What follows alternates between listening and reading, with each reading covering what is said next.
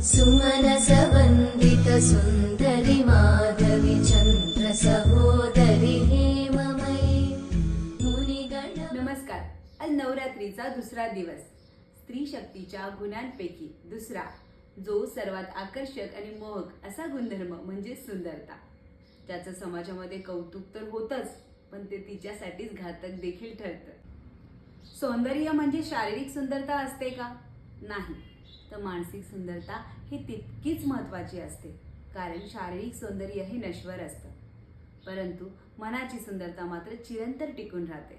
खऱ्या अर्थाने स्त्रीचं कर्तृत्व हेच खरं तिचं सौंदर्य असतं आणि समाजाने देखील तिच्याकडे त्याच दृष्टीने पाहण्याची गरज आहे। जी स्त्री जशी आहे तशीच आत्मविश्वासाने जगते, तेच खरं तिचं सौंदर्य असतं, कारण त्यामुळेच ती तिच्या सोबत असणाऱ्या प्रत्येकाच्या आयुष्यात आनंद घेऊन येते। धन्यवाद।